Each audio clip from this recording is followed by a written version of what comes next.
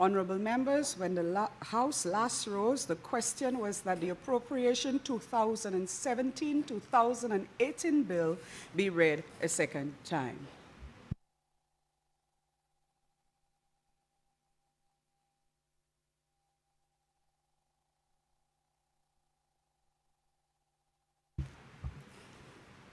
Honorable members, the question is that the Appropriation 2017-2018 bill be read a second time. I now put the question. As many as of that opinion say aye.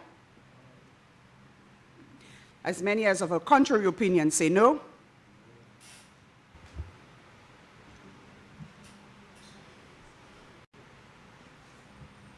Honorable Prime Minister. Madam Speaker, seeing that we're in impasse, I would like to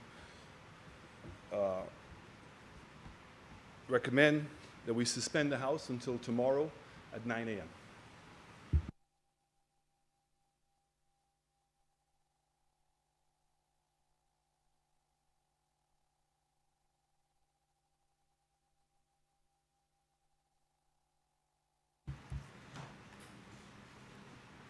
This is the motion on the floor. Before I put it, I just wish to state that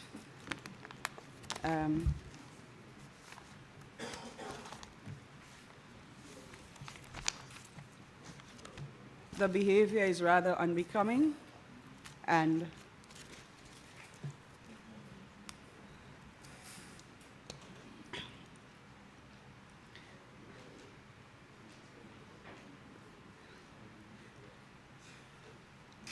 the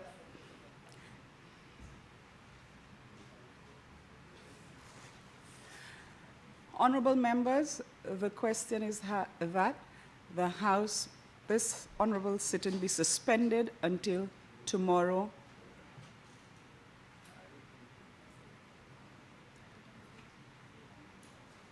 Excuse me, please. Honorable Prime Minister, excuse me, please, bear with me. Did you say 9, what, did you give a time?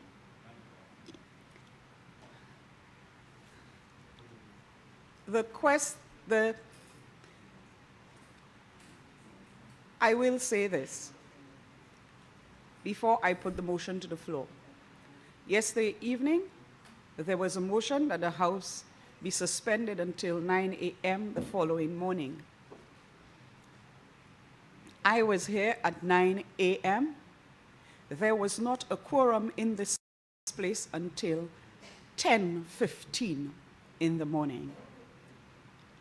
If I am here at 9 a.m. in the morning and there isn't a quorum, there will not be a sitting. Honorable members, the question is that... Yes, Honorable Prime Minister. Madam Speaker, I'd like to withdraw that thing, and the honorable member from Micoud North has agreed to go ahead and speak this evening.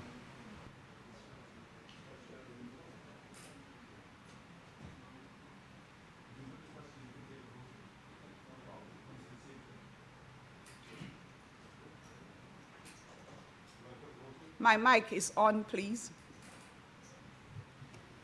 It is my understanding that the honorable member for Micoud North wants to contribute.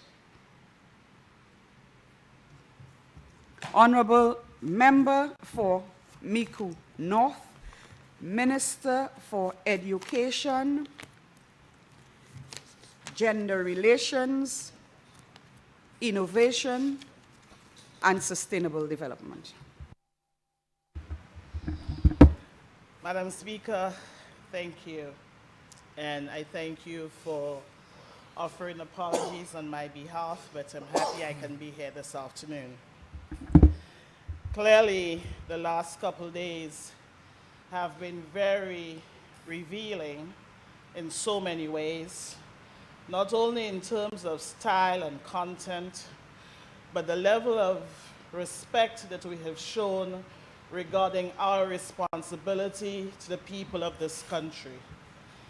And it is evident that I was scheduled to speak tomorrow, but Madam Speaker, when it comes from the heart, one need not rely on another evening to review one's notes.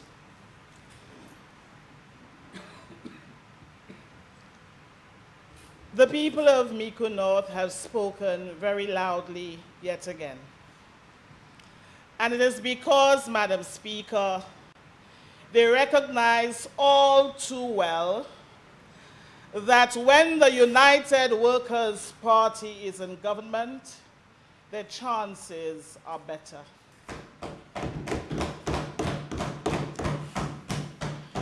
The people of St. Lucia on June the 6th of this year expressed very convincingly and vehemently that they had explicit confidence in the United Workers' Party. There is no need to engage in a battle of egos and a charade of personalities to give meaning or to clarify that explicit expression of confidence in the United Workers' Party. Over the last 11 months, Madam Speaker, all of St. Lucia knows all too well the challenges that this administration has inherited. Madam Speaker, it is resident in the Economic and Social Review. It is resident in the draft estimates. It is reflected in our debt to GDP ratios. It is reflected in our unacceptably high unemployment rate, especially our youth unemployment rate. It is reflected in the condition of the roads, in the poor infrastructure, be it school infrastructure or social infrastructure, such as the health infrastructure. All of St. Lucia knows that story all too well. And that is why, Madam Speaker, I want to begin by applauding the bravery, the boldness, the confidence, and the wisdom in the content and the approach of the Prime Minister's budget presentation, as we heard earlier this week. Madam Speaker, if one continues to stare a problem in the face and endeavor to do nothing about it, albeit a very difficult decision to make, that is explicit cowardice or denial. Madam Speaker, the decisions that we have had to make are indeed tough, admittedly tough. But can I beg of us as a people, as a country, as honorable members of this House, and I heard it whispered this morning, let's give it a chance. Let's wait and see. Before you consider it or dub it or name it the death knell of this society, wait to see it unfold. Wait to see the young people of this country benefit from the apprentice program. And I don't know why it is we've had a debate which largely can be reduced to an issue of nomenclature. Because the National Apprentice Program seeks to do what? And if we are to recall very clearly what the explicit intention of the NICE program was, have we not, in effect, adopted, adapted, and improved? Because we had insisted, while in opposition, that the NICE program should at least afford the persons engaged in NICE the opportunity to enhance their marketability and their employability by acquiring a recognizable skill while in the program. And Madam Speaker, that is what the NAP endeavors to do. And I will say what I have shared with my colleagues privately, and what I said previously while in opposition.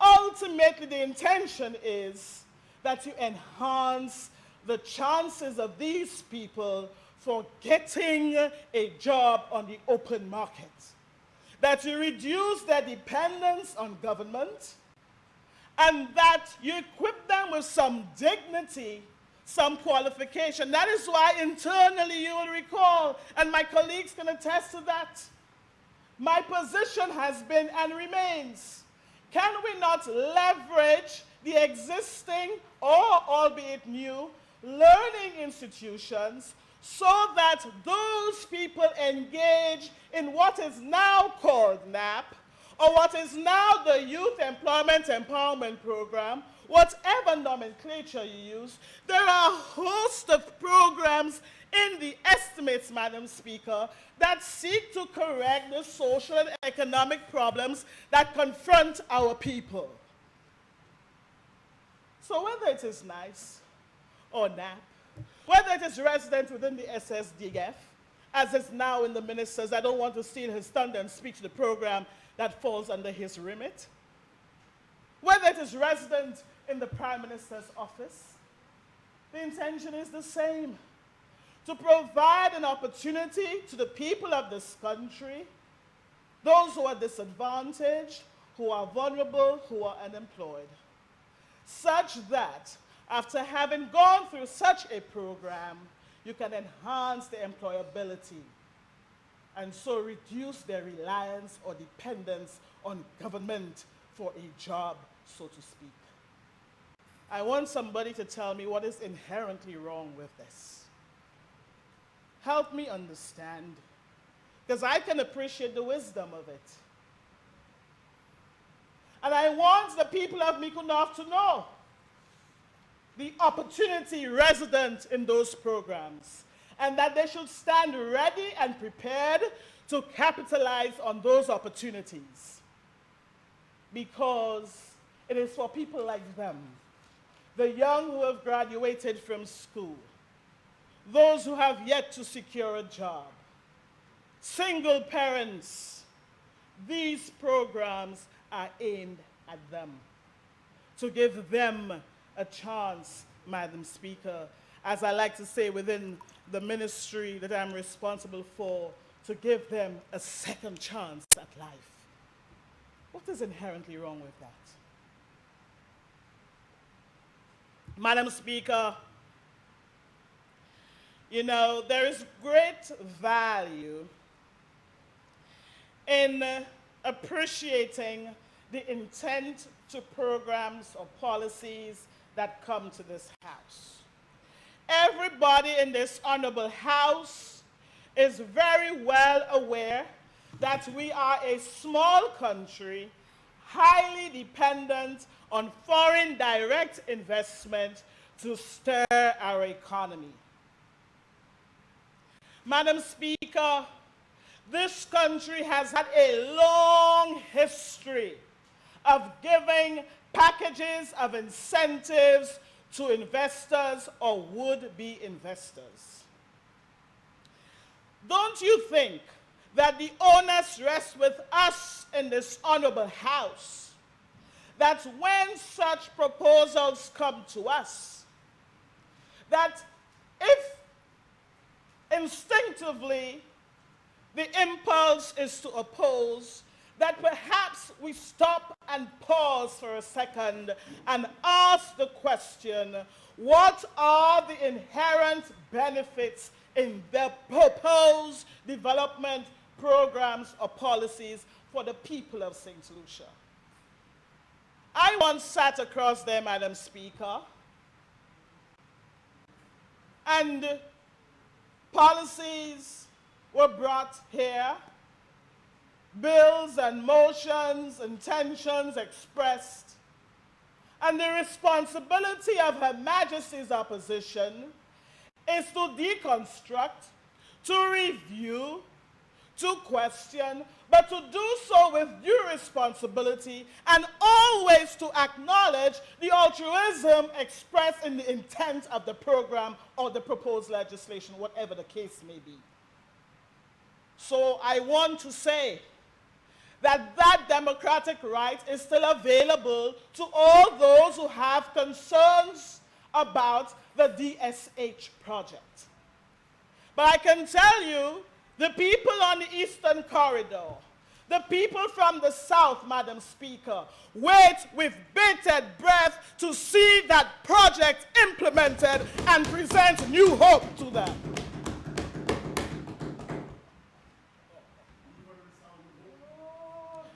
Madam Speaker, it is important as a government that you seek to correct the social and economic woes that confront your people. And that is why we have made it very clear. We have listened to the opposing voices. We have considered in turn concerns that were raised and were deemed to be legitimate, and have made the necessary adjustments. So what is the anxiety all about? We've proven our openness and transparency. You'll recall, if you were to trace the genealogy of the thing, Madam Speaker, the initial concern was with the mangrove. And we listened both to the external voices and voices within, because we do have healthy discussion within as well. And what did you see? We revised the approach. We engage, we listen, and we adjust accordingly with reason. That is what a healthy democracy is all about. Madam Speaker, I want the people of Mico North in particular to know the training programs that will come through, whether it be SSDF, through the various hospitality training programs, or the Prime Minister's office, or the second chance programs we have within the Ministry of Education, that they should avail themselves of these training opportunities, because that will better enable them to capitalize on the jobs when they do emerge. Because it is one thing to cry about unemployment, but it's another that when those jobs do become available, that you are well positioned, poised, trained to access those jobs. And that is why there is a healthy training component as well. Madam Speaker, I must applaud this initiative. But I also want to applaud with all sincerity the concerns that are being raised with reason. And as a democratically elected government, as a party that prides itself on democratic principles, we will listen, we will weigh, we will sift through the concerns and do that which is in the best interest of the people of this country. And the people of this country should never fear. They should never harbor any fear. This United Workers' Party administration will never creep in on you in the dark of night. That you will know of it well before. Well before. That is what transparency is. That is what we mean by transparency. And perhaps what people consider to be backlash, I don't call it backlash. I call it dialogue. I call it engagement. I call it raising concerns so that we can fine-tune, we can revisit, and deliver a product that is in the best interest of all. That is the approach, Madam Speaker. Madam Speaker, I really want to commend the member from Babonneau to my right. In the 11 months since he has assumed office, he has delivered new hope to the farmers of Mico North.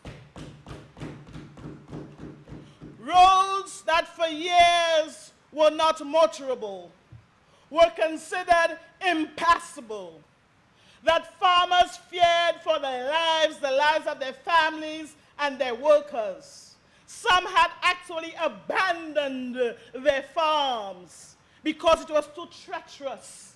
L'année femme qui était père aller à sous terre au travail terre.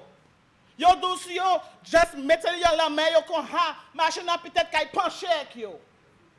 Mais si monsieur Salah ministre agricole il manger ces chimères by ces femmes et moi vle dire merci. Merci en pile parce que ces femmes yo bien content. Et moi ka quoi qui c'est moi qui ka vini. Fama hod mi kunod. Et on li won paye. Ça espérer pli bagay qui ka vini pour yo. Et moi quoi qui ka te quantité l'argent mais ouais là bas agricole. Madame Speaker, moi vle quoi qui fama hod mi kunod ka ni bénéfice. Aussi quand fama hod on li won paye. So thank you. Madam Speaker, you may or may not know of the back and forth we've had regarding the Miku Health Center. And shortly after assuming office, I hosted a community meeting attended by well over 200 constituents, residents. A community meeting, not a political meeting, a community meeting. And in that meeting, Madam Speaker, residents expressed their concerns regarding what they were hearing as proposed new locations for the Miku Health Center. I want to thank those who came to that meeting. Moi vle di merci pour tout ces mouna qui te vini attendre meeting ça là.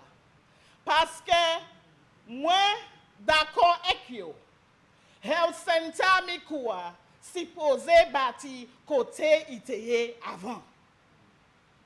And I want to thank my colleague minister responsible for health and my colleague minister responsible for economic planning for listening to the voice of the people. And the people of Miku North can look forward to a new health center in the coming year. Thank you. Madam Speaker, I have heard some passing commentary about the laptop program. Madam Speaker, my interest in or appreciation for the infusion of technology in education did not begin on the 6th of June, 2016. Nor in 2011 when I assumed a new life in politics. It long preceded that. If there is anyone in this honorable House, Madam Speaker, who understands all too well the importance of the infusion and holistic integration of information communication technologies in education, it is I.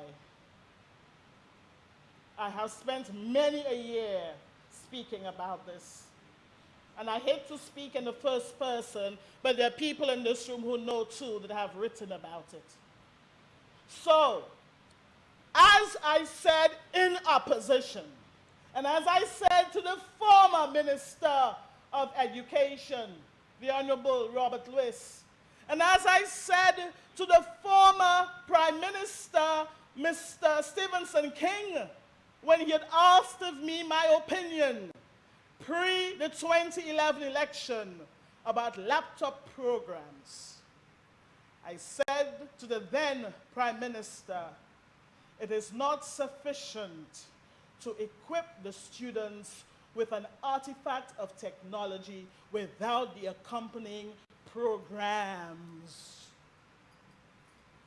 By that I mean programs that will really lend to enhancing their digital literacy skills. Programs that will really help with improving their E, which is the letter E for electronic, literacy skills. I've always made that point.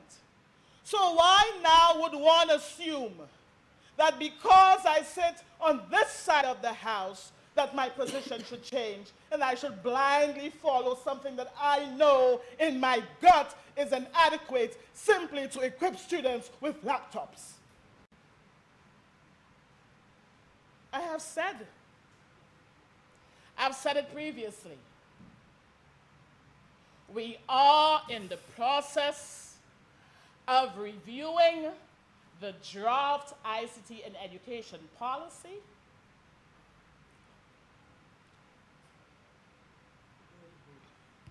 We are in the process of training teachers in the use of the technology. Because si ou bay tout se maman la computer, ek se teacher même, yo même pas dje kompren ki sa computer sa fait. Ça pas fait science. And I feel very strongly about that. And I want to applaud my IT team within the Ministry of Education for embracing that holistic approach to the infusion of ICTs in schools. Because, Madam Speaker, you've heard the stories like we all have. Inadequate bandwidth, no wireless, enfin. So why blindly? And perhaps, you see, the temptation always, Madam Speaker, is do you do something hurriedly to score cheap political points? Or do you think through it carefully to ensure that you have the desired outcome? I could easily, the Minister of Finance could easily allow for those laptops to be given yet again, given all that we know about the shortcomings of simply a laptop program. But I was adamant. And incidentally, Madam Speaker, only last week, the consultation continued regarding the infusion of ICTs in education. So we will wait for a healthy policy. We will wait for a holistic approach to the infusion of ICTs in education. And by that, I mean that the teachers will become adequately trained. And I want to thank the many of them who've received or signed up for training under the OAS program. That the children themselves will receive the accompanying programs to better equip them to use the technology meaningfully and productively. And in that regard, in September of this year, at the start of the next academic year, we will be launching a digital literacy course that will equip our students to be indeed truly electronic literate, i.e. competent in the use of the digital technologies. And by the way, Madam Speaker, let it be known that it is incumbent upon us to do that. Because CXC has already changed its mode of testing. And now we have e-tests. Ça veut dire c'est à ce computer yo ka répondre question, c'est à ce computer yo ka écrit, yo ka li tout bagay. So it's not just about a laptop. And I've been consistent in my view on that. Very, very consistent, privately and publicly. I also want to say, Madam Speaker, within the last 3 weeks, I had reason to meet with the administrators of our various early childhood education centers. And you notice it's already been declared in this House that that is a sector that is primarily dominated by private sector providers. So there are only so few government-run early education childhood centers, and the vast majority of them are private enterprises. And that is why, Madam Speaker, you will see shortly that the various draft legislations that we have regarding safe schools, child-friendly schools, smart schools, that these will soon be tabled in this House for consideration. Like I said to the early childhood educators in the last couple weeks, if you wake up in the morning and you roll off your bed and get off your bed, you don't do that with a second doubt about the infrastructural integrity of your house. You do it knowing that the foundation will keep you. You move to the kitchen, you make your coffee, you get dressed, you leave the house because you are assured that your foundation is strong. I use that analogy to suggest to them, if at all they were not yet aware, that early childhood education is a foundation of the sector. And that is why I want to applaud the efforts of the team that works with the early childhood education centers for, one, ensuring that we get the required standards approved by the Bureau of Standards, that they have incorporated concerns about safe schools and child-friendly schools, that we had a very healthy discussion about nutrition in schools, and the one that I know that many people are not yet comfortable with, abolishing corporal punishment in schools. We speak of violence in this society as if it just jumps from the sky. If that is what you know from age 0, you do not all of a sudden at age 18 or 21 disabuse your mind of the impact of corporal punishment. We have to think very seriously about this, Madam Speaker, if we are to be good to our children and if we are to raise them to understand the multiple effects of being exposed to physical or other kinds of abuse or violence. In that regard, therefore, Madam Speaker, with respect to gender relations, which also falls under my remit, what we have done in the last couple months in particular is to review the various pieces of legislation that speak to the well-being of women, children, and boys, Madam Member for Castries Central. And we spoke about it recently at the United Nations when we attended the Commission on the Status of Women conference. That whereas normally, usually, when people hear gender relations, that almost automatically they think it's limited to women and girls. I beg that we have a broader understanding of gender relations and to engender a culture of mutual respect for men and women, for boys and girls. You will recall, Madam Speaker, towards the latter part of the 1990s, there was a plethora of literature and a host of concerns regarding the masculinity of Caribbean men. We heard of the disappearance of the Caribbean male. And it seemed as if we had to rescue that Caribbean male. I want Sanusha to know that our concern within the Gender Relations Department also extends to boys and to men. We recognize that there are good men in this society, men who are also single parents, men who are breadwinners, men who take their responsibility as father and as role model very seriously. And we have to do more to celebrate these men. We have to do more to showcase those men as role models for the young boys who are coming up.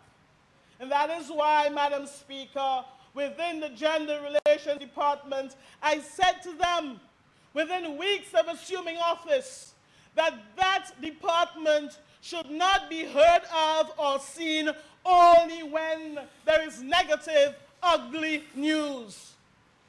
That department must do more to ensure that there is gender mainstreaming throughout the various government agencies.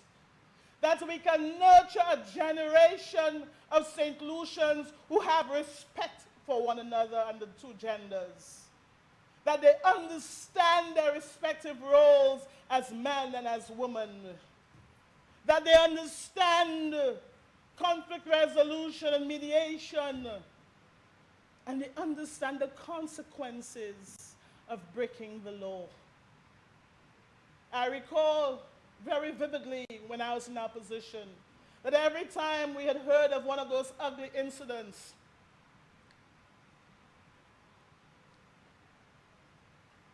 that the media would crowd my office and ask me for an opinion. And it seemed as if for a couple months the language was the same: outrage, disgust, anger. You know, I could do that in opposition. In government, my role is to ensure that you strengthen the legislative framework, the legal framework, so that all parties, all persons are well aware of what the law requires of them. And that regrettably, too much emphasis is on punitive measures. And that is why gender mainstreaming in schools is so important. So we can engage in some preventative work. We can save them early, save them young, save them before they get to the other institutions that I don't want to highlight here. Let's do some preventative work. Madam Speaker, St. Lucia has earned its renown internationally for being a champion in climate change or climate action. And I applaud the efforts of those who have gone before me and my team at Sustainable Development for their sterling efforts, the hard work that they do, Madam Speaker, to ensure that there is public education, to ensure that we understand mitigation efforts while we build resilience. And in fact, Madam Speaker, I always say to them, you know, almost laughingly, that if other departments of government could become as nearly self-sufficient as they are, then perhaps we would not be here spending so much time on debt to GDP ratio. Because there is financing available in the international community to ensure that we take the appropriate climate smart action, whether in agriculture or in housing or in education. There is enough out there. There are enough resources that we can tap into if we have the right people in the right positions going after those resources. In that regard, let me underscore this administration's commitment to going green and to reducing our reliance on fossil fuels and to ensuring that we experience or realize the savings to be had by investing in renewable forms of energy. And that is why the geothermal project is so important to us.